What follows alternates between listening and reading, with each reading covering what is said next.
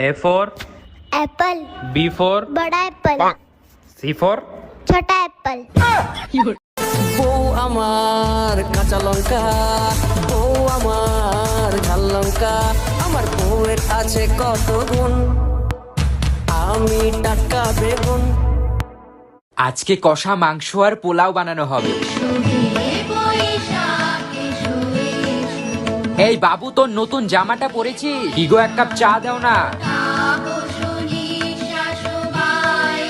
Hello রাজুদা, শুভ নববর্ষ। মিষ্টির বাক্সটা কিন্তু মনে করে পাঠিয়ে দেবে।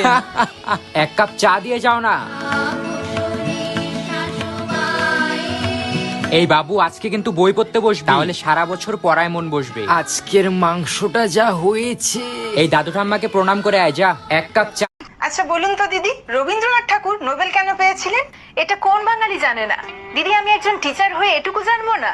আসলে রবি ঠাকুর কদবেল একেবারেই পছন্দ করতেন না, এমনকি বেল ফুলও পছন্দ করতেন না। আর শুধু তাই নয়, কলিং বেল, সাইকেলের বেল, কোনো বেলই তিনি পছন্দ করতেন না। আর যেহেতু উনি কোনো বেলই পছন্দ করতেন না, তাই ব্রিটিশরা ওনাকে নো বেল দিয়েছিলেন। বলো, সারা দেশে কয়টা পৃথিবী আছে? ও সরি, সারা পৃথিবীতে কয়টা দেশ আছে? ম্যাডাম 206টি। ফয়সাল, এবার তুই বল, সারা পৃথিবীতে সবচেয়ে ছোট দেশ কোনটা? পৃথিবীতে সব থেকে ছোট দেশ ম্যাডাম সন্দেশ।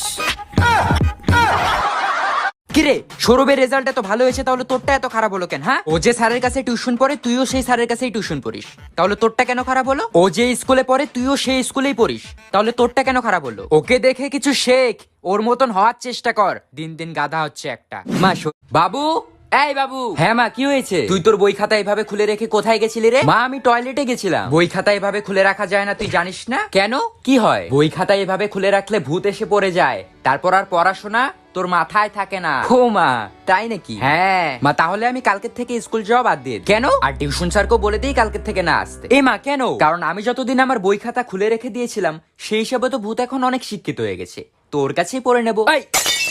ভাই বলতো আলো আলো, তোর বউ কালো, ইয়ে। ভাই বলতো কাচের বাটি কাচের বাটি, তোর বিয়েতে আমি সাঁতার কাটি, ইয়ে। ভাই বলতো থিরি থিরি, তুই খাস বিড়ি, ইয়ে। ভাই বলতো গামছা।